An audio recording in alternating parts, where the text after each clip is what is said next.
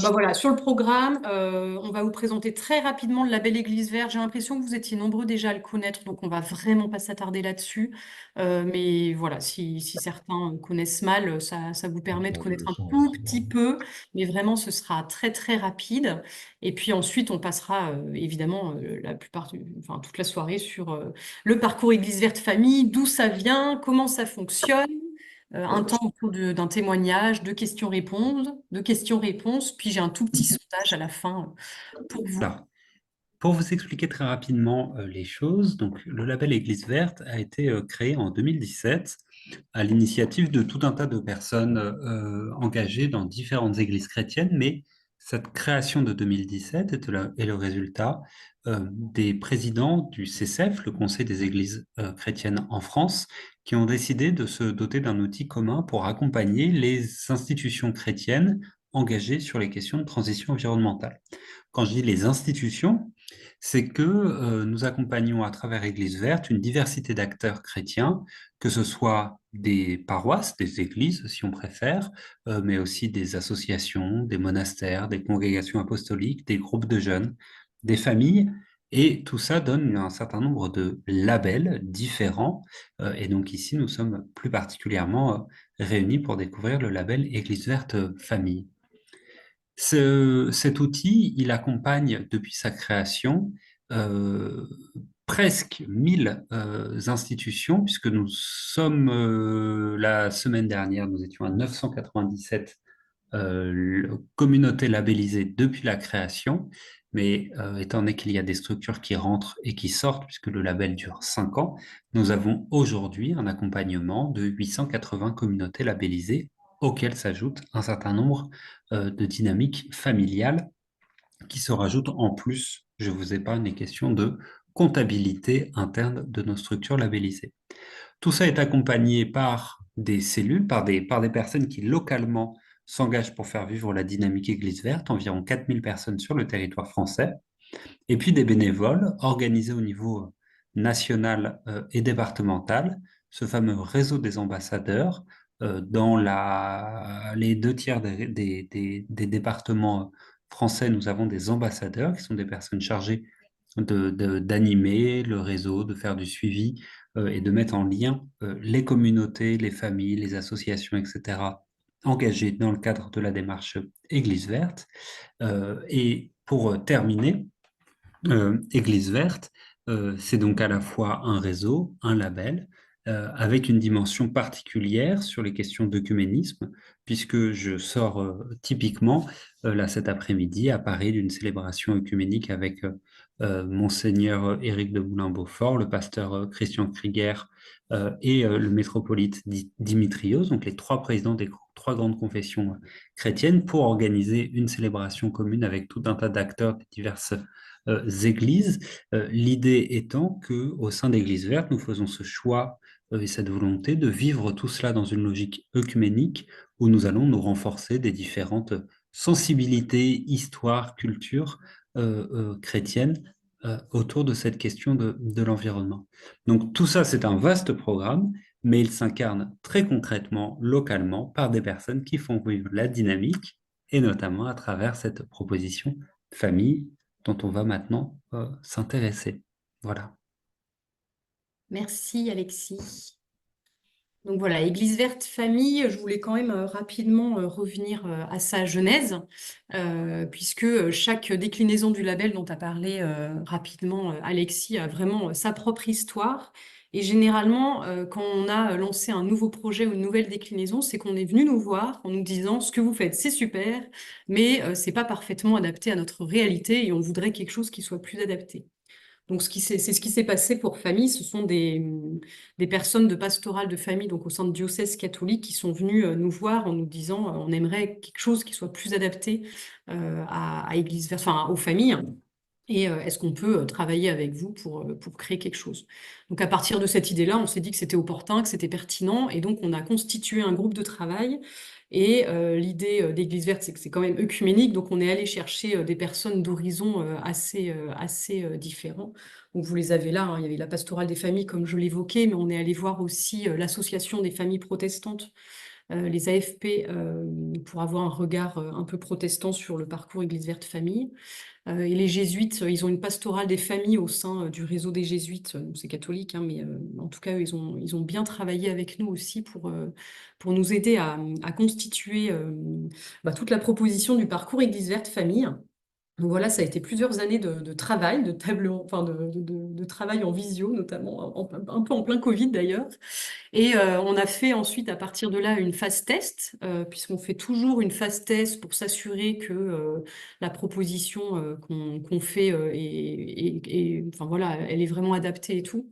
Et donc, il y a eu une phase test pendant 6 mois sur le premier semestre 2022. Et suite à cette phase test, il y a quelques adaptations avec des retours Il y a eu 4 groupes de familles.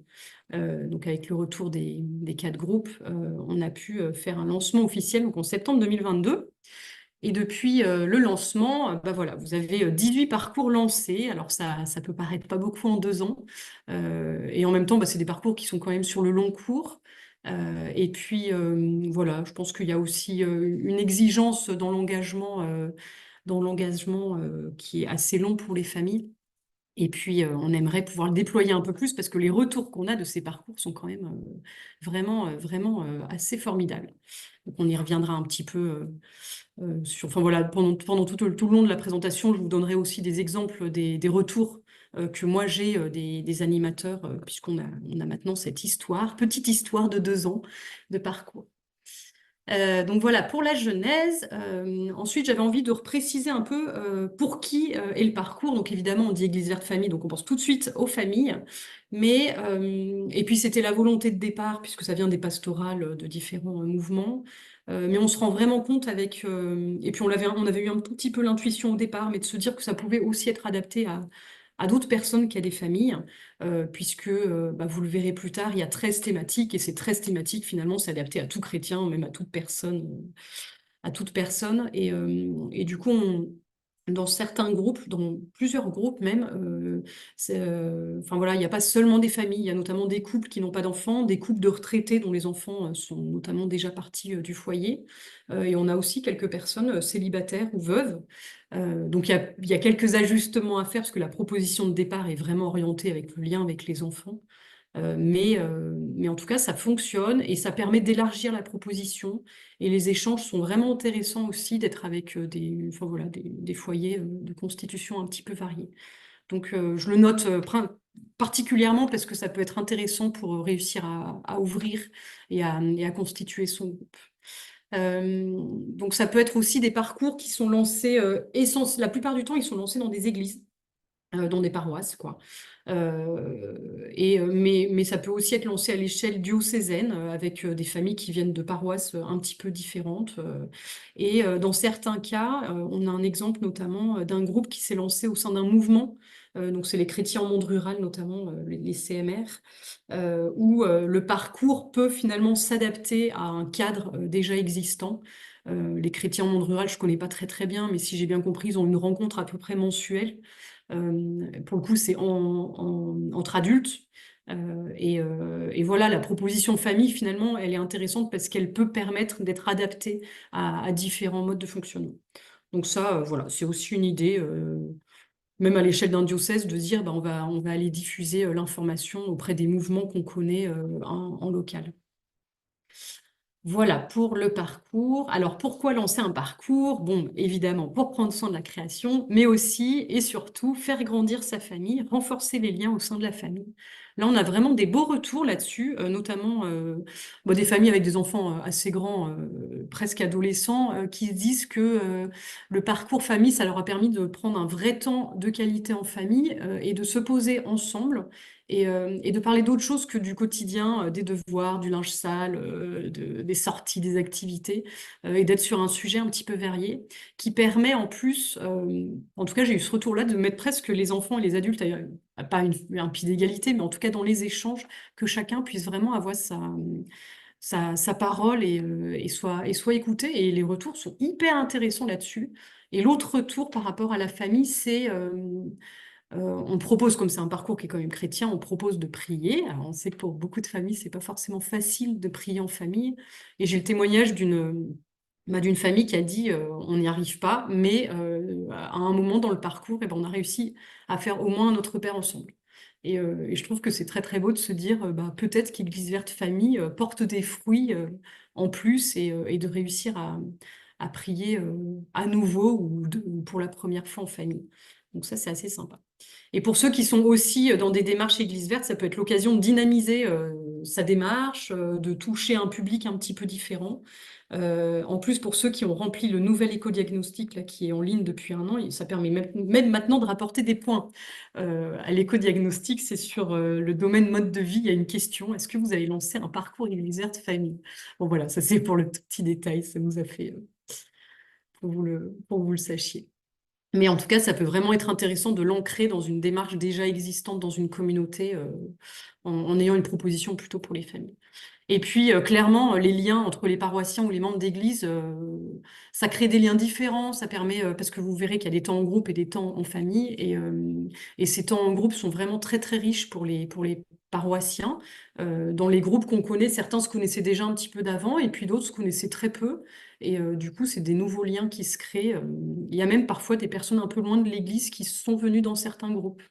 Donc, ça peut aussi toucher un peu plus largement que seulement une paroisse. Donc voilà, pour les objectifs. Sur la durée, nous, on a imaginé un parcours qui prend son temps. Et idéalement, c'est de le faire sur 2 ans, parce qu'il y a 13 thématiques. Et il y a quand même plusieurs étapes pour chacune des thématiques. Ça, j'y reviendrai tout à l'heure. Et l'idée, c'est pas de tout faire à toute vitesse et de pas réussir à progresser. L'idée, c'est en prenant son temps, c'est aussi d'ancrer de nouvelles habitudes plus vertueuses, plus écologiques. Et donc, si c'est possible, de le faire sur 2 ans. Alors, on a certains parcours qui ont fait qui sont en train de finir là, les 2 ans ou qui vont entamer leur deuxième année. Et puis, il y a certains parcours où les participants se sont dit, ben non, c'était super, mais là, on a envie de faire autre chose. Donc, il n'y a pas d'obligation de faire 2 ans, mais nous, on préconise de ne pas faire à toute vitesse en un an. Il vaut mieux prendre son temps et faire qu'une seule année, même si on ne fait pas nécessairement tout, c'est pas très grave. Et le démarrage est flexible, il n'y a pas de nécessité de démarrer avant le 30 septembre ou début octobre. Il y a vraiment des parcours qui se lancent à n'importe quel moment de l'année, donc ça, c'est assez confortable aussi. Alors maintenant, je vais venir plus concrètement dans le fonctionnement. Donc, je vais essayer d'être le plus clair possible pour que vous puissiez bien comprendre ce que je raconte. Si vous avez des questions, Marie-Lorraine, tu me dis, parce que je vois même plus le chat maintenant, donc faudra que tu me dises Oui, s'il y a oui, des je questions. regarde le chat. Pour l'instant, il n'y a pas de questions. J'hésiterai pas à te le dire. N'hésitez pas, bah, peut-être soit à lever la main, soit à mettre des questions dans le chat. Puis de toute manière, à la fin, on a un autre temps de questions, comme je vous le disais, et puis avec Priscilla qui nous rejoindra tout à l'heure. Donc, Église Verte Famille, c'est vraiment un fonctionnement à double fonctionnement, j'ai envie de dire. Il y a vraiment une alternance de rencontres en groupe et de temps en famille. Et les deux sont très importants et nécessitent vraiment de prendre du temps. Donc, je vais rentrer dans le détail de chacun des moments un petit peu différents. Et pour ces 2 temps, je voulais faire le point rapidement là-dessus, mais je vous en reparlerai aussi un petit peu tout à l'heure. Il y a des outils. Donc, pour les temps de rencontre en groupe, il y a un animateur qui s'appuie sur le guide des animateurs et c'est vraiment clé en main. Et pour les temps en famille, il y a un carnet de route et il y a, voilà, je vous parlais tout à l'heure de 13 thématiques. Et ben, il y a une fiche par thématique et tout est prêt. Donc, c'est vraiment un parcours qui est clé en main et qui nécessite juste une adaptation pour vous si vous avez envie, quoi. Donc, je commence par les rencontres conviviales du groupe. Ce qu'on a imaginé dans le parcours, c'est, bah voilà, je ne vous l'ai pas dit tout à l'heure, mais idéalement 10-12 adultes, pas beaucoup plus, parce qu'on a, bah, il me semble que c'est le parcours de Priscilla d'ailleurs, 9 familles. Et donc, ça fait 9 familles qui avaient des enfants. Souvent, ça fait tout de suite des groupes très, très conséquents. Donc, il vaut mieux privilégier des groupes. Voilà, pour favoriser les échanges, 10 personnes, c'est quand même bien. Surtout s'il y a des enfants, ça fait tout de suite des groupes assez importants. Donc ça, tout petit point d'attention.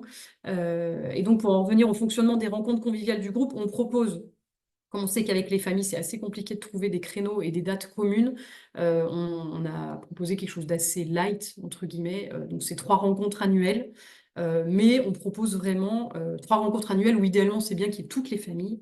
Et après, si c'est possible, dans l'année, de se voir à d'autres moments, peut-être pas forcément tout le monde. Euh, Peut être l'occasion de partager du savoir ou des promenades, du ramassage de déchets, des choses comme ça, pour qu'on se voit un petit peu plus, parce que 3 fois dans l'année, c'est déjà bien, mais c'est encore mieux si c'est plus. Mais après, ça, c'est charge à chaque groupe de faire en fonction de ce qu'il est en capacité de faire. Et donc, souvent, on propose des rencontres sur quelques heures, quoi. Ça peut être sur une demi-journée, par exemple, C'est vraiment important de mettre de la convivialité, hein, donc un apéro, un goûter, un repas, comme ce qui semble mieux pour vous, mais voilà, ça prend quand même un petit peu de temps. Et sur le contenu, à chaque fois, en tout cas sur les premières fois, si les personnes ne se connaissent pas trop, il y a plusieurs propositions de brise-glace pour apprendre à se connaître, des petits jeux. On propose des temps de prière également. Il y a du contenu, ça, il y a pas mal de propositions qui sont déjà faites. Puis après, à vous évidemment d'aller piocher dans ce qui vous fait le plus plaisir. On s'appuie sur un outil qui s'appelle la fresque de la Renaissance écologique. Ça, j'y reviendrai juste après, donc je ne m'attarde pas maintenant. Et durant les temps de rencontre, il y a des propositions, temps de partage en famille, temps de partage en groupe. Euh, Évidemment, sur les rencontres, pas la première rencontre, mais sur la deuxième rencontre et la troisième rencontre, on a des propositions de relecture également. Et sur certaines rencontres, notamment sur celle du milieu, la deuxième, on propose vraiment un temps qu'on appelle un temps de découverte locale, ou de faire une activité à définir avec le groupe. Et nous, on propose, par exemple, si vous avez choisi la thématique eau, on va dire, pour en choisir une au hasard, c'est de faire quelque chose, par exemple, en lien avec l'eau. Il y a une fresque de l'eau, par exemple. Ça peut être d'aller voir un musée autour de l'eau, d'aller découvrir un barrage si on en a un près de chez soi, d'aller découvrir une station d'épuration s'il y a des possibilités de visite. Donc quelque chose qui permet finalement peut-être d'approfondir la thématique. Mais ça peut être aussi d'aller découvrir un maraîcher du coin, d'aller faire une balade en priant dans la nature, d'aller faire une balade en prenant des sacs poubelles pour ramasser des déchets. Enfin, il y a vraiment plein d'idées. Nous, on a listé plein d'idées. Et puis après, vous êtes tous très créatifs généralement, donc il y a souvent plein de choses autres qui peuvent être faites. Donc voilà le cadre, c'est clé en main dans le guide des animateurs. Donc ça, il suffit de bien regarder. Et puis après, s'il y a des questions, moi je reste disponible pour y répondre évidemment. Donc oui, je disais que j'allais revenir sur cette fresque. Donc cette fresque, là, vous la voyez, donc c'est un dessin en noir et blanc. Il faut imaginer elle est immense, elle mesure 3 mètres. Et on vous invite à la commander auprès de nous. Nous, on en commande auprès de l'association Renaissance écologique, qui a le petit logo en haut. Et puis on les revend à prix coûtant enfin voilà, pour les parcours Église verte famille. Et on a fait le choix de cette fresque. Pourquoi? Parce que c'est un outil qui est vraiment intéressant. Déjà, il peut s'adapter à des publics très variés, donc à des enfants. Eh ben, il a plein de petits détails. C'est un peu un Où est Charlie, donc c'est assez amusant d'aller chercher les différents détails. Et pour les adultes, on peut vraiment aller beaucoup plus loin et affiner plein d'informations. Et cet outil, en gros, vous le voyez ici, c'est un outil pour imaginer le monde d'après. Donc son créateur, Julien Dossier, lui, il a vraiment imaginé plein de petites choses qui permettraient, dans un monde idéal, de pouvoir éviter un emballement climatique trop important. Donc voilà, il y a des choses autour de l'agriculture, des énergies, de l'eau. En fait, pour toutes les 13 thématiques du parcours, il y a des choses qui sont en lien, qui sont sur la fresque. Donc nous, on a proposé une adaptation de la fresque, parce qu'à l'origine, c'est pas... Enfin, la proposition d'animation qu'on fait, c'est pas la proposition originelle de l'association Renaissance écologique. Et nous, on l'a adaptée à nos 13 thématiques. Donc, il y a toute une proposition d'animation autour de cet outil. Et puis après, elle est vraiment utilisée en fil rouge tout au long du parcours. Ça veut dire que chaque famille peut avoir sa petite fresque à la maison et pendant ces temps à la maison, réutiliser sa mini-fresque, qui fait quand même 1,50 m. Et voilà, elle est un peu plus petite quand même. Et puis, elle est utilisée à d'autres moments sur les temps en groupe. Et très rapidement, sans m'attarder, ça vous pourrez aller voir si ça vous intéresse d'en savoir un petit peu plus. Julien Dossier a imaginé cette fresque en s'inspirant d'une autre fresque que vous voyez ici. Donc, c'est une fresque qui s'appelle «L'allégorie des effets du bon gouvernement», qui est à Sienne et qui a été peinte par Lorenzetti. Et l'histoire est assez intéressante parce qu'il y a pas mal de choses finalement qui ressemblent entre ce qu'il avait de cette fresque ancienne et puis la fresque plus contemporaine. Voilà, c'était pour la petite note un peu historique, mais c'est intéressant d'en savoir plus. Si ça vous intéresse même de découvrir la fresque, moi je vous la conseille parce que je trouve elle est vraiment intéressante. Ils proposent des ateliers en ligne et parfois il y a enfin, comme tout fresqueur, comme pour les fresques du climat, il y en a sûrement certains d'entre vous qui l'ont faite. Il y a des animateurs un peu partout en France, même si elle est moins connue. Mais ça peut être intéressant. Il y a également un livre. Enfin voilà, on peut aller un petit peu plus loin si ça vous intéresse. Et là, j'ai l'exemple d'une fresque telle qu'elle peut être imaginée avec un peu plus de couleurs, parce qu'en noir et blanc, c'est sûr que c'est pas très gai. Mais l'idée, c'est par des jeux, petit à petit, d'aller apporter de la couleur, des post-it, plein de choses. Et donc là, comme vous le voyez en légende, c'était un des groupes de la Fast Test. On m'a pas renvoyé de photos. Tiens, il faudrait que je demande à Priscilla pour voir à quoi elle ressemble maintenant. Donc, on m'avait envoyé celle-là lors de la phase test. Et puis là, c'est une fresque lors d'un atelier de la Renaissance écologique où, pareil, elle est vraiment pleine de couleurs, pleine de post-it. Donc, on s'en sert vraiment comme un outil très ludique et très pédagogique, moi, je trouve. Voilà, pour le fil rouge du parcours. Ensuite, les outils pour les animateurs. Donc, je vous ai parlé du guide. Donc ce guide, il est accessible sur le site internet en s'inscrivant. En gros, vous recevez un mot de passe et ça vous permet d'accéder à tous les outils pour les familles et également à tous les outils pour les animateurs. Et donc, il y a le guide avec des annexes complémentaires également en parallèle, notamment pour les temps de prière. Il y a des activités pour les enfants. Il y a pas mal de petites choses en plus à piocher si ça peut vous être utile. Et puis, c'est sur cet espace en ligne où vous pouvez également commander les fresques pour pouvoir animer un parcours. Voilà, côté animateur et côté rencontre. S'il n'y a toujours pas de questions, j'enchaîne sur les temps de partage en famille. Tu m'interromps, Marie-Lorraine, hein, s'il y a besoin. Oui, je t'interromprai. Pour l'instant, il n'y a pas de questions. D'accord, très bien. Moi, c'est que je suis parfaitement claire. Mais ouais, bravo. Merci.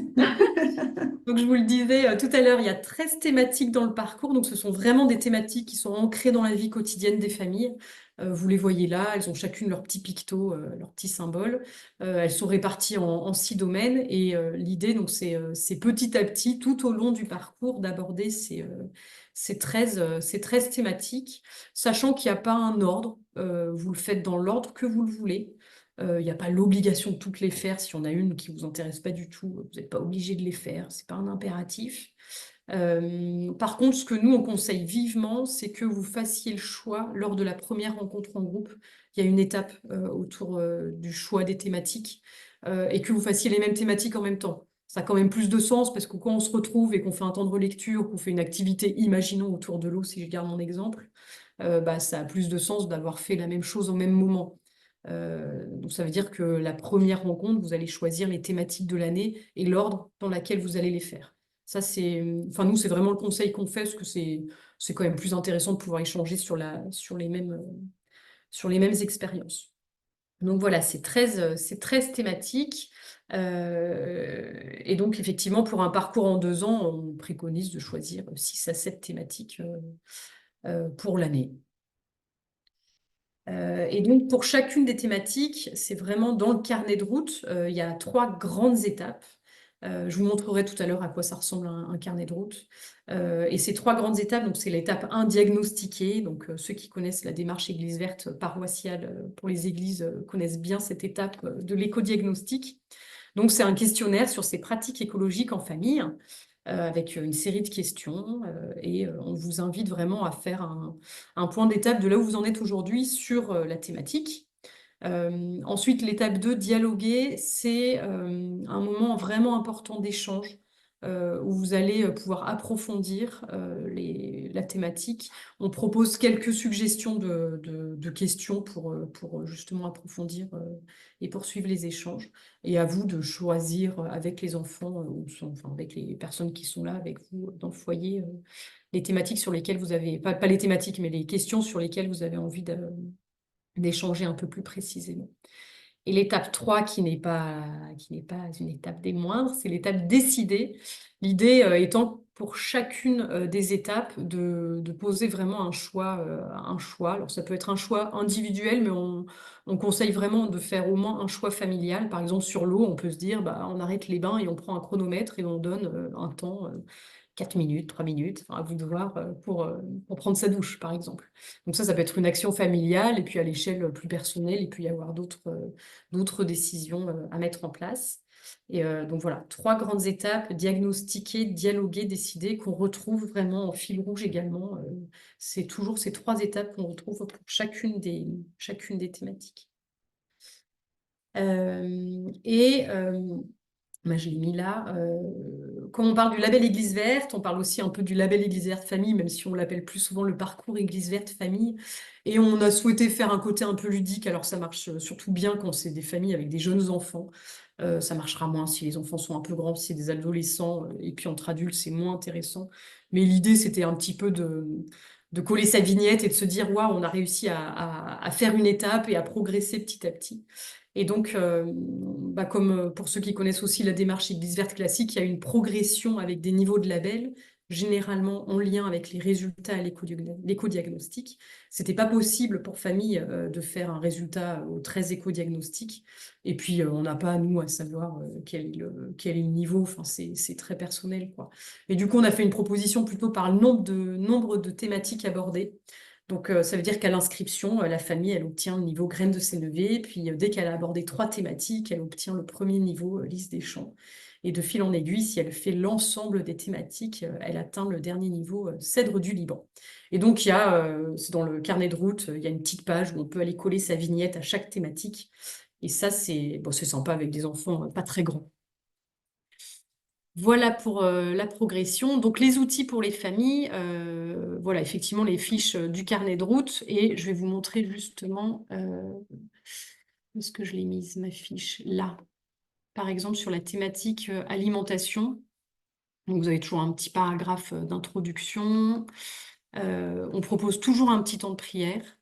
euh, avec des choses qui peuvent être adaptées pour les enfants. Et puis, il y a des ressources supplémentaires sur le site internet, parce qu'on a fait le choix, je ne l'ai peut-être pas dit encore au début, c'est qu'on a fait le choix que ce soit un carnet de route qui s'imprime.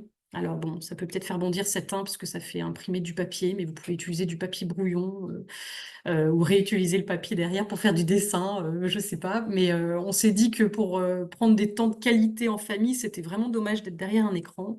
Donc dès le départ, on s'est dit ce sera un parcours où on aura un support papier pour pas être derrière l'écran. Mais malgré tout, il y a quand même quelques ressources complémentaires qu'on n'a pas souhaité mettre là pour pas surcharger et justement éviter de trop imprimer. Et donc, il y a quelques petites ressources complémentaires qui peuvent être sur l'espace en ligne quand vous vous inscrivez. Je vous montrerai tout à l'heure. Donc voilà, le petit temps de prière, donc la petite animation autour de la fresque en fil rouge, donc pour chacune des thématiques avec une proposition, à chaque fois spécifique à la thématique. Et puis ensuite les 3 étapes, donc diagnostiquer avec les questionnaires, dialoguer donc avec des propositions de questions.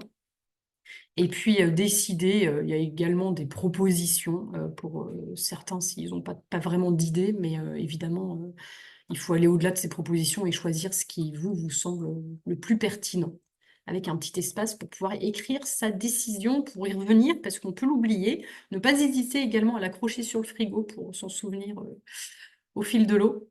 Et un petit temps très rapide de prière à la fin, où on propose également de finir par un autre Père.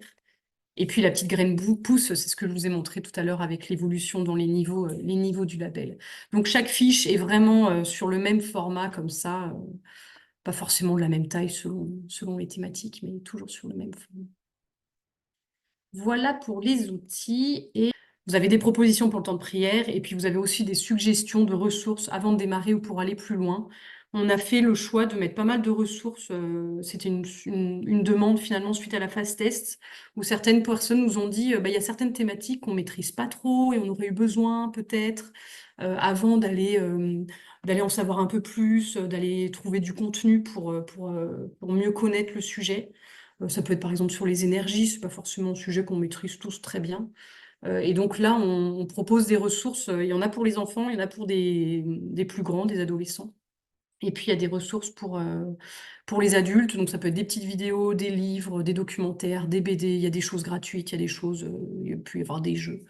Donc, ça, il n'y a rien d'obligatoire. C'est des ressources, c'est du plus, c'est du bonus. Si vous avez envie, si vous avez le temps, surtout, c'est que du bonus. Mais il y a pas mal de choses, donc c'est intéressant de savoir que ça existe. Voilà pour les outils. Donc ensuite, pour lancer le parcours, il faut un animateur, idéalement peut-être vous ou pas, ou un coordinateur, quelqu'un qui initie et qui va animer le groupe. Donc souvent, très souvent, c'est une famille, un couple, enfin une personne qui va aussi participer, qui est pas seulement animateur, qui est vraiment participant. Et qui voilà, va coordonner, va permettre de garder le lien entre les participants, va créer une petite chaîne sur WhatsApp, sur Signal ou je ne sais pas sur quoi, pour pouvoir garder le lien. Et puis peut aussi être un peu plus force de proposition. Donc le rôle est vraiment important, même assez essentiel. Et en même temps, il n'est pas si chronophage. Voilà. Je pense que chacun, je sais que j'ai une animatrice qui le fait complètement à fond. Elle prépare à fond toutes les rencontres. Enfin, elle donne beaucoup, beaucoup, beaucoup de cœur. Donc, ça lui prend pas mal de temps. Et j'en connais d'autres qui ont un peu moins de temps à donner et qui font avec ce qu'ils peuvent. Et c'est très, très bien aussi. Donc, voilà, l'animateur qui s'appuie donc sur le carnet de route pour pouvoir animer toutes ces rencontres. Il y a un outil, je ne vais pas trop rentrer dans le détail. Il y a un outil sur notre site, Lancer le parcours en 6 étapes.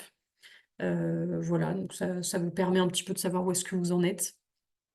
Et quand vous en êtes, en gros, quand vous avez lancé le parcours, après, on garde le lien avec moi.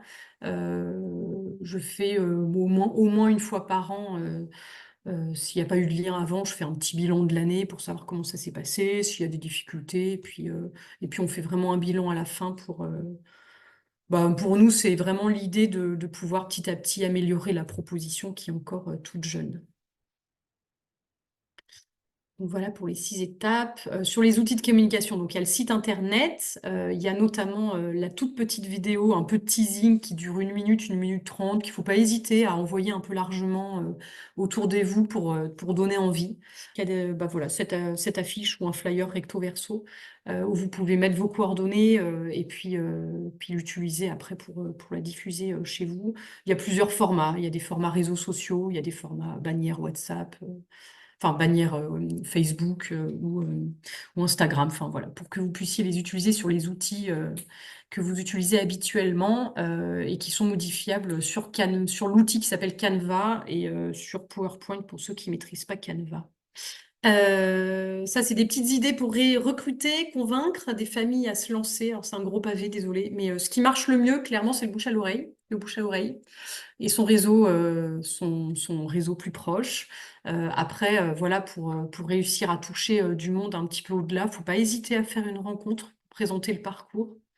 Pas hésiter même à utiliser déjà les supports qui sont proposés dans le parcours, dans le guide des animateurs avec la fresque. J'en ai qui ont fait ça, qui ont fait vivre le parcours au départ en faisant découvrir la fresque. Puis évidemment, il faut beaucoup faire d'affichage. Et moi, je pense que c'est important aussi d'aller là où il y a des familles et de toucher peut-être un peu les périphéries, notamment.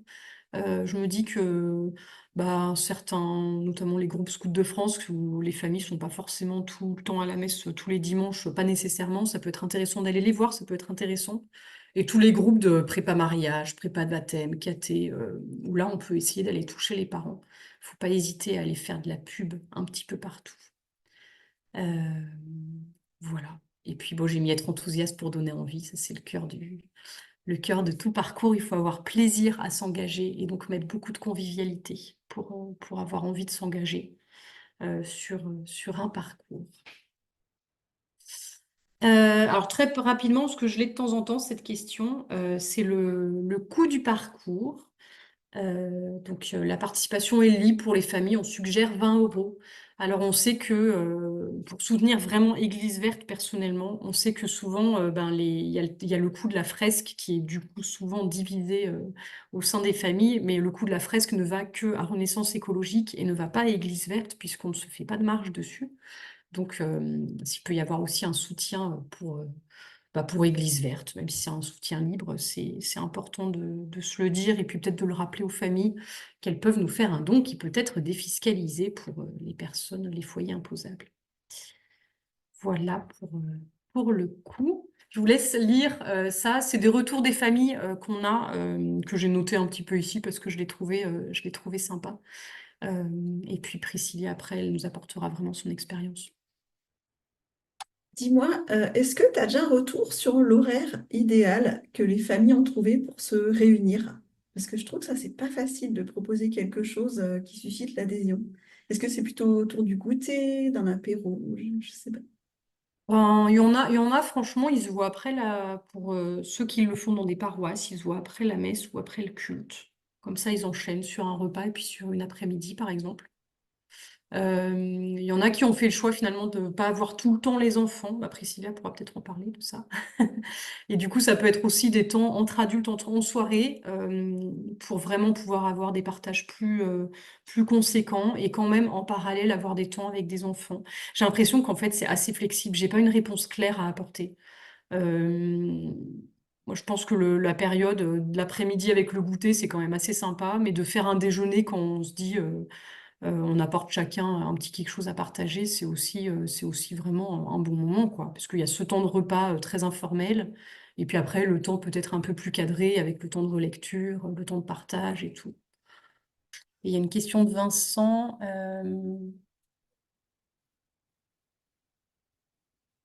Pour les temps, souvent, comme il y a 3 rencontres dans l'année et qu'il y a 6 à 7 thématiques abordées dans l'année, c'est plutôt 2 à 3 thématiques à aborder entre chacune des rencontres, si vous ne vous voyez que 3 fois. Voilà.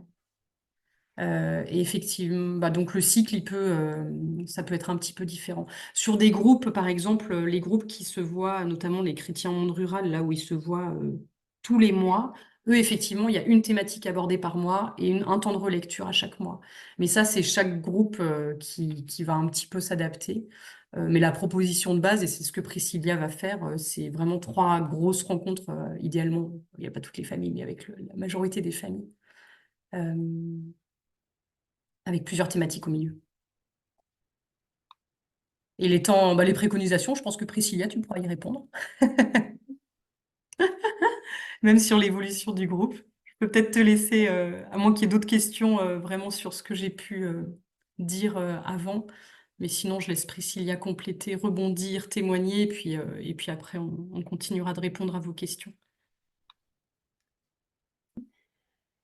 Eh bien, chez nous, l'aventure Église verte famille a commencé il y a plus d'1 an. On en a entendu parler par le groupe Église verte de la paroisse à Cluny, en Bourgogne, en Saône-et-Loire.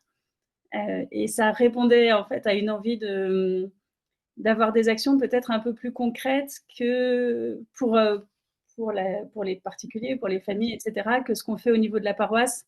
Donc c'était assez sympa de se dire qu'on pouvait embarquer les enfants, les parents, etc., dans une réflexion plus générale sur nos styles de vie, sur la manière de les mettre en adéquation avec tout ce qu'on entendait sur la nécessité de préserver la création.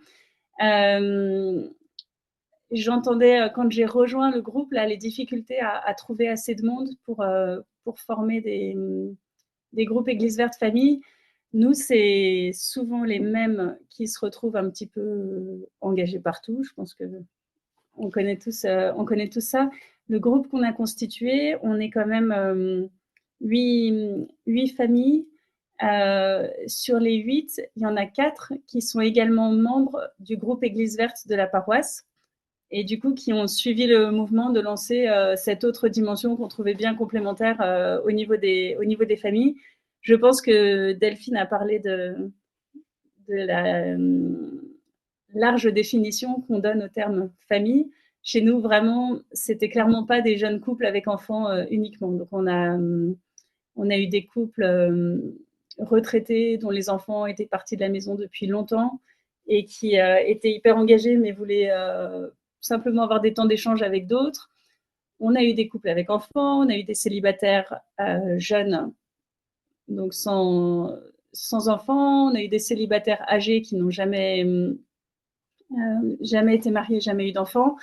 Et en fait, c'était vraiment une richesse aussi d'être si différents les uns des autres et d'avoir des différences d'âge très importantes. Donc ça, on a beaucoup apprécié. La difficulté qu'on a rencontrée sur la composition du groupe, c'est d'une part le nombre. 8 familles, ça fait vraiment beaucoup de monde, sachant que parmi ceux qui ont des enfants, il y a une famille nombreuse avec 5 enfants. Moi, j'en ai 3, le plus jeune a 7 ans. Il en avait donc moins quand on a commencé. Bref, donc en fait, assez vite, on a séquencé les rencontres avec des rencontres entre adultes uniquement et des rencontres plénières un peu plus rares, où on avait aussi les enfants, parce qu'on n'avait pas de solution pour que les enfants s'amusent et passent un bon moment et réfléchissent avec nous, tout en nous laissant gérer la réunion. Donc ça faisait trop, en fait, de gérer et les enfants et les adultes. Donc chaque famille qui avait des enfants prenait des temps à la maison pour discuter des thématiques, réfléchir à la manière de conduire des changements avec ses propres enfants, ou en discuter avec d'autres, mais en petits groupes. En revanche, les rencontres se sont faites plusieurs fois uniquement entre adultes. Et on a beaucoup apprécié aussi la possibilité que ça donnait d'approfondir les sujets, d'aller un peu plus loin dans les lectures qu'on pouvait proposer, d'aller sur des questions un peu plus techniques quand il s'agissait d'adapter son logement pour l'énergie, pour l'eau, pour toutes sortes de choses. Et en revanche, les 2 occasions au cours desquelles on a eu les enfants avec nous, on s'est vraiment donné du mal avec eux pour faire des activités sympas. Je pense, Delphine, que je t'avais envoyé les photos des bombes de graines. Je ne sais pas si tu les as diffusées ou pas. C'était ça. Ça, c'était un gros succès. Donc, Je me souviens avec le marteau. on a fabriqué des bombes de graines et on a essayé de végétaliser tous les endroits moches des villes autour de nous. On est partis en vacances. Nos enfants avaient leurs bombes. Je repartage la photo. Vous pouvez planter des graines partout. C'est celle-là là, avec les marteaux, c'est ça? Ouais, voilà, exactement. Ouais. On te faire une mise en page très, très, très belle, mais là, on voit les enfants en train de les fabriquer, c'est ça? C'est ça, exactement.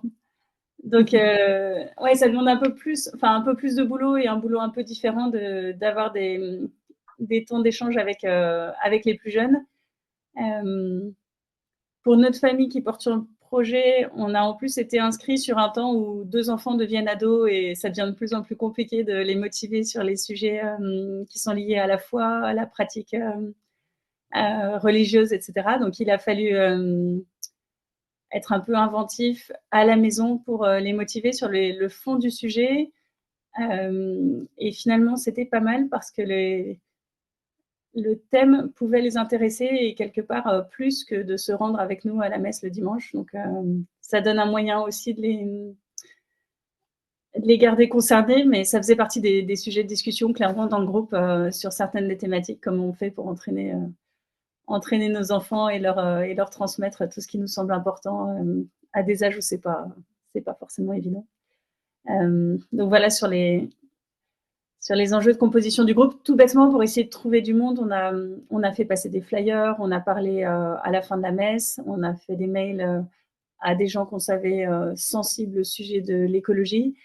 Et notre paroisse, qui avait un groupe, donc Église Verte, essaye depuis des années de casser un peu les murs entre les écolos pas cathos pour schématiser, les écolos cathos, etc.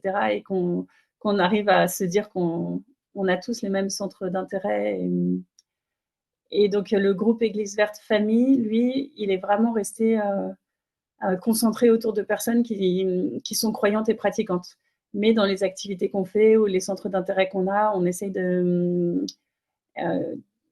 pouvoir rencontrer ceux qui partagent pas notre foi, parce que c'est sûr qu'on a beaucoup plus en commun que de choses qui nous séparent. Tu me demandais, Delphine, d'évoquer éventuellement les fruits du parcours, ce qui a bien fonctionné. On a tous évolué. Tout le monde s'est rendu compte qu'en 1 an ou 18 mois, je ne sais plus, on ancrait un peu du changement profondément dans nos modes de vie. Donc ça, c'est sympa, sans forcément sentir les choses se faire, mais on constate régulièrement que des choses qui nous auraient paru normales il y a 2 ans ne le sont plus du tout, que ce soit d'acheter quelque chose qu'un emballage plastique ou d'envisager de monter dans un avion sans se poser trop de questions. Enfin, il y a vraiment voilà, il y a des choses qui bougent. Après, c'est intéressant parce que dans le groupe des 8 familles, on n'est pas tous raccords sur la manière de vivre tout ça. Donc, il y en a qui sont beaucoup plus radicaux dans leur mode de vie et leur choix écologique. Il y en a qui sont pas convaincus encore que ce soit vraiment ça l'important à changer. Enfin, c'est assez intéressant. Et puis, il y en a pour qui tout se joue autour de la rencontre avec l'autre ou le soin apporté aux autres, d'autres qui vont plus miser sur des efforts sur l'alimentation. Enfin, c'est assez marrant de voir comment chacun organise son cheminement. On a bien aimé le fait d'être nombreux pour discuter, échanger les bonnes idées. Ça, c'était sympa. Ceux qui sont célibataires, ils trouvaient ça un peu fastidieux de préparer les thématiques tout seuls. Ils auraient souhaité avoir plus de rencontres pour qu'on puisse voir les fiches à plusieurs entre les rencontres. Et en fait, pour ceux qui ont un rythme encore actif, des enfants, on n'arrive pas à caler plus de rencontres.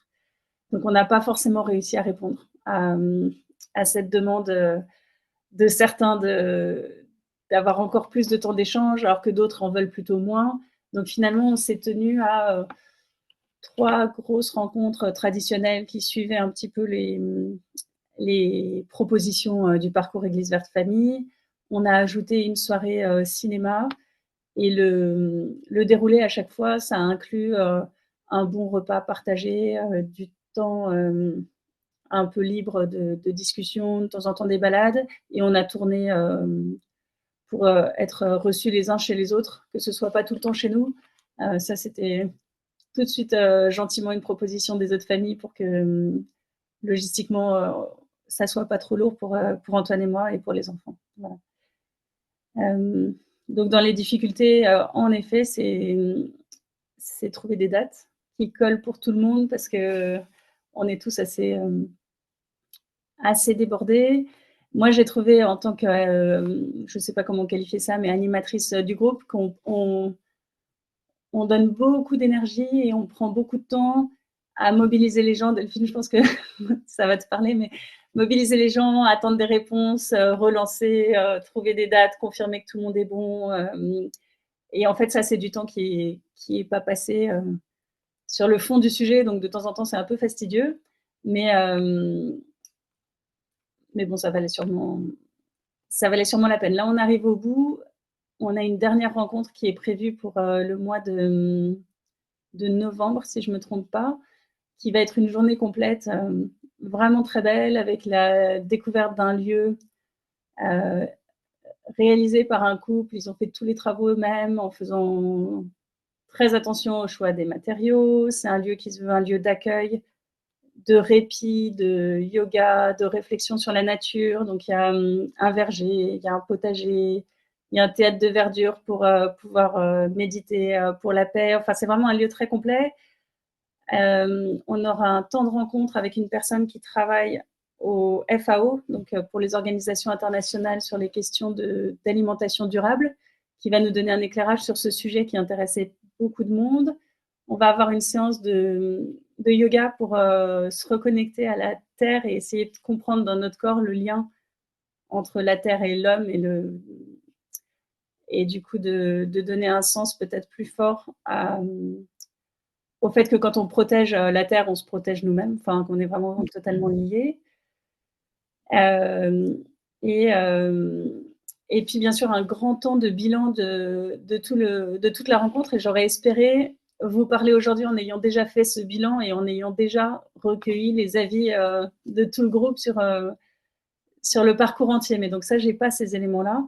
Je sais simplement que sur les 8 familles, il y a une famille qui va venir encore la dernière fois, mais qui m'avait dit que si ça se prolongeait, ils auraient arrêté parce que ça faisait vraiment trop pour eux. C'est ceux qui ont 5 enfants et qui sont un peu les moins convaincus par les enjeux. Et c'est en même temps une très très proche amie, donc on en parle facilement. Voilà, donc je pense que quand même pour la grande majorité, le parcours convenait. Pour certains, pour des raisons pratiques, c'est quand même très, très prenant. On a suivi tout à fait les thématiques et avec beaucoup de joie parce qu'elles sont très, très bien abordées, très complètes. Les propositions nous parlaient.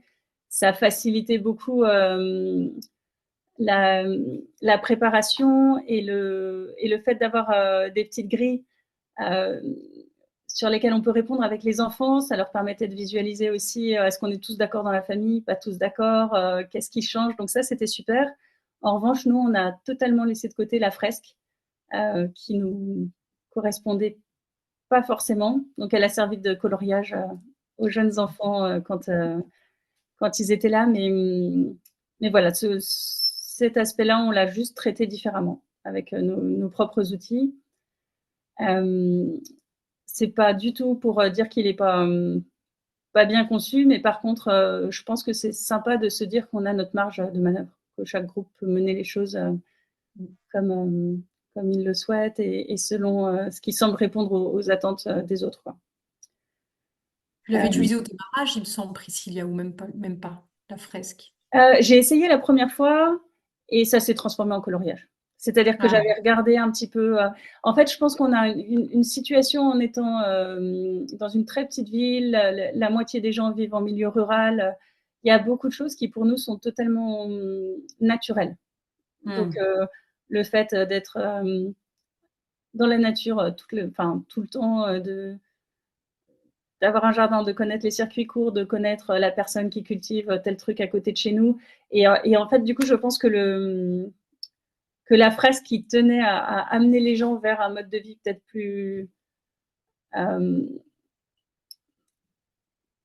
plus à l'ancienne, avec une plus grande conscience de qu'est-ce qu'on produit autour de nous, etc.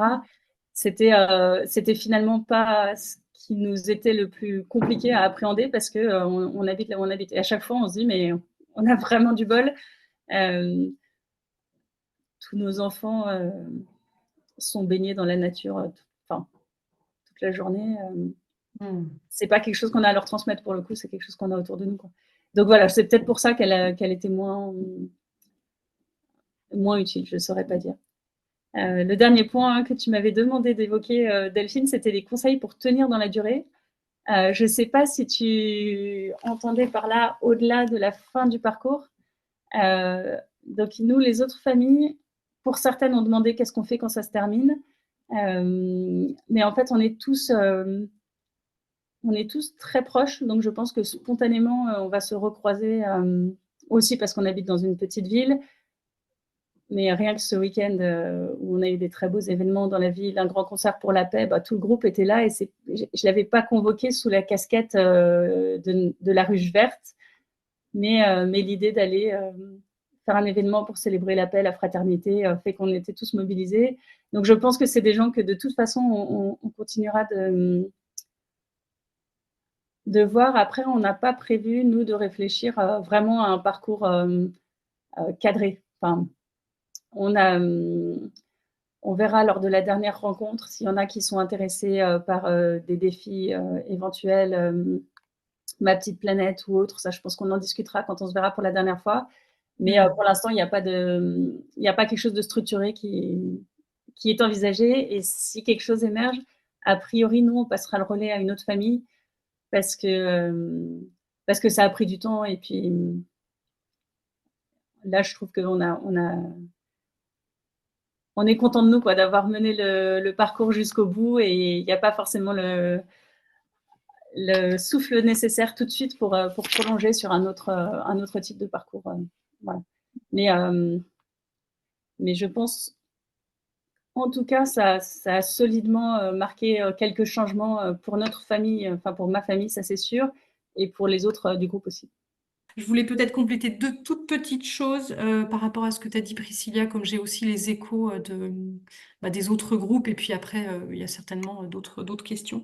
Par rapport au lieu, on a des groupes qui se voient effectivement chez les uns, chez les autres, et puis il y en a pour lesquels c'était très facile de pouvoir utiliser une salle paroissiale.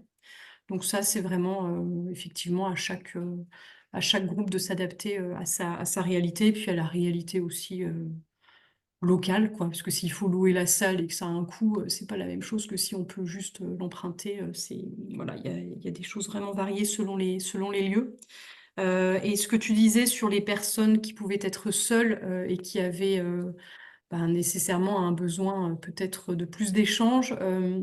Dans certains groupes, enfin dans un groupe dont j'ai bien l'exemple en tête, il y a un couple de retraités qui n'a plus d'enfants à la maison, qui a fait le choix de faire les temps de partage qui sont censés être en famille, mais de les faire avec une autre personne qui, elle, était seule. Donc ça peut être aussi une image. Enfin après voilà, faut aussi rentrer dans peut-être dans son intimité, donc faut aussi être prêt à ça, mais de se dire s'il y a plusieurs personnes qui sont seules, et ben peut-être qu'elles peuvent envisager d'échanger entre elles, ce qui permet enfin voilà, d'avoir d'autres moments d'échange en tout petit comité. Et de se dire, toute la série de questions, c'est assez facile de le faire seul. Et en même temps, tout le côté dialogué, ça peut être intéressant d'échanger vraiment avec une autre personne. Donc ça peut être une suggestion à faire si vous avez le cas de personnes qui souhaitent rejoindre un groupe et qui sont célibataires. Alors moi, j'ai une petite question. Oui, Est-ce que du coup, après la présentation de ce soir, on peut être animateur? bah oui. Bien. Il n'y a pas de diplôme, il n'y a pas d'examen. Très Non, bien. vraiment, sans rire, mais le guide des animateurs est très complet, il est très détaillé, il est assez conséquent, du coup, il est assez long, mais c'est très clés en main, comme je l'ai expliqué tout à l'heure. Donc, vous le verrez donc vous avez le lien, je vous le renverrai en vous envoyant le mail, je vous renverrai les informations, mais il y a le lien pour s'inscrire ensuite au parcours et avoir accès à l'ensemble des outils. Et vous verrez que enfin voilà, c'est très clé en main et ça ne demande pas des capacités impossibles pour animer un parcours, quoi. Ça demande d'avoir un petit peu de temps pour coordonner et d'envie pour coordonner le parcours surtout. Merci. Et puis c'est peut-être surtout l'animation autour de la fresque qui nécessite un tout petit temps d'appropriation. Mais comme le disait Priscilla, faut se sentir libre aussi de se dire je le sens pas, je le fais pas. Enfin, nous on se vexera pas, il y a aucun souci, c'est une proposition. Voilà. Très bien. Alors, j'ai encore une autre petite question. Oui. Pourquoi l'âne dans le logo? Ça a été une grande réflexion du groupe Église Verte Famille, puisque voilà, ceux qui connaissent un peu Église Verte, pour chaque déclinaison du label, donc pour les familles, les paroisses, les congrégations, les monastères, les jeunes, il y a un animal spécifique. Et le symbole pour famille, c'est tout simplement l'âne de la Sainte Famille, qui n'est pas forcément un récit biblique, hein, mais qui est plutôt une tradition racontée. Et puis, on a aussi pensé dans le groupe à l'âne qui était un petit peu le compagnon travailleur aussi de la vie quotidienne.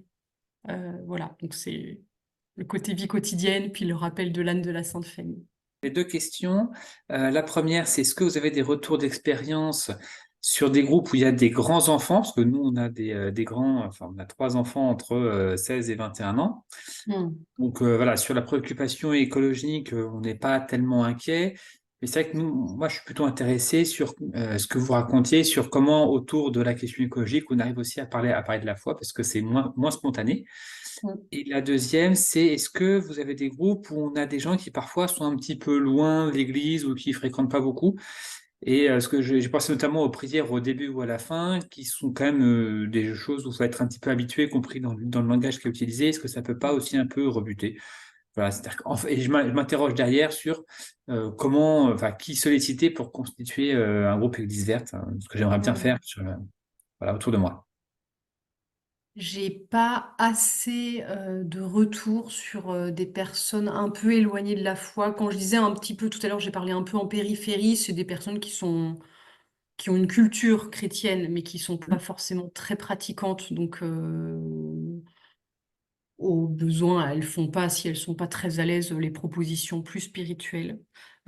Après, de là à aller vers des personnes qui, pour le coup, n'ont pas de pratique chrétienne, j'ai pas de cas. Enfin, en tout cas, on m'a pas Non. remonté ce témoignage-là aujourd'hui. C'est Et encore trop. de ça dont je parlais, hein, c'était des Ouais. gens qui sont Ils ont une culture, mais qui sont peu ou pas peu pratiquants, quoi. Je pense que D'accord. c'est Ouais. tout reste une proposition. Alors c'est vrai qu'on propose quand même dans les temps en groupe un temps de prière, ça paraît évident pour un groupe de partage où il y a quand même, même dans l'ensemble des questionnaires, il y a des choses autour de la foi, quand on parle de l'alimentation, on parle des repas, on parle de bénédicité, enfin il y aura des questions qui sont vraiment chrétiennes puisqu'on a voulu que ce soit un parcours chrétien. Sinon il y a quand même beaucoup de propositions laïques qui existent, qui n'abordent pas ces questions-là. Mais après, je pense que c'est vraiment d'être très simple dans la façon d'en parler en disant, bah, si tu te sens pas, t'es pas obligé de faire le temps de prière, il y aura des questions, mais même dans le questionnaire, les questions, on n'est pas obligé de répondre à tout, il y aura personne pour venir contrôler. En gros, il faut répondre à à ce qui nous parle et ce qui va potentiellement nous faire progresser. Donc, je pense que c'est peut-être le message très simple, finalement, à avoir par rapport à ça. Pour les enfants grands, bah, j'ai l'expérience d'un couple dont les enfants sont partis et ils ont fait quand même le choix, pardon, de faire avec eux, même si les enfants n'étaient plus là, parce que ça leur paraissait important de pouvoir échanger. Il me semble qu'ils se sont pas forcément vus physiquement à chaque fois. Est-ce que les grands, là, 19, 21 ans, sont encore à la maison ou ils sont partis faire des études ailleurs? Il y en a un qui revient à peine un week-end sur 2, mais l'autre est encore là. C'est pour ça que là, je me posais la question, parce que je trouve que c'est vraiment une démarche, pour moi, qui est intéressante. Enfin, vraiment, c'est un moyen de susciter aussi l'échange, la discussion avec eux. Après, Ouais. comme on n'a pas parlé du détail des propositions, je ne sais pas comment elles sont adaptées ou pas. C'est pour ça que je posais la question. Mm. Sinon, on va aller piocher. Si on arrive à lancer un groupe, on ira piocher dans les outils, puis on adaptera. Oui, et puis après, je pense qu'il faut susciter l'adhésion. Et c'est certain que si vous avez un des grands qui dit qu'il n'a pas du tout envie de participer, bon, bah, faut peut-être aussi respecter son choix. Mm. Il me semble que dans les parcours qu'on a, ça arrive, d'ailleurs, ça je ne l'ai pas dit, on a eu des familles monoparentales ou même des familles où finalement il y a un des membres du couple qui n'était pas si intéressé par le sujet et qui ne voulait pas participer au temps d'échange en groupe, mais qui finalement, somme toute, quand même participé au temps d'échange en famille. Et ça, enfin voilà, faut aussi laisser la liberté bah, d'un couple où il y en a peut-être un, ils sont pas forcément à la même vitesse, et il y en a un qui a peut-être un peu moins envie de s'engager, ou qui est peut-être un peu plus ours et qui a moins envie de temps de partage avec d'autres familles, ça peut arriver, hein. On ne dira pas que c'est l'homme, puisque ce n'est pas toujours les hommes qui sont des ours, mais en l'occurrence, c'était un Merci, c'est homme. gentil. Désolée, mais ça pouvait arriver que ce soit des femmes quand même. Et enfin voilà, du coup là je diverge, c'était pas tout à fait la question, mais j'ai pas de retour assez précis pour donner d'autres conseils. Voilà, ouais, Merci Delphine. avec plaisir. Parce que moi j'essaye de faire le bilan pas à mi-parcours, mais le bilan à 2 ans. Mais on a encore pas mal de parcours qui sont en cours, puisque on a 2 parcours qui se sont arrêtés déjà à 1 an. Mais du coup, même les retours d'expérience, ils commencent un peu à tomber. On n'a pas encore fait de vrai bilan. C'est Priscilla qui va nous faire son premier vrai bilan, quoi. Donc c'est encore, voilà. On manque encore un peu de matière. On en a un petit peu, mais on manque encore un peu de matière pour donner encore plus de préconisations. Très bien. Eh ben, bonne soirée à chacun. Merci.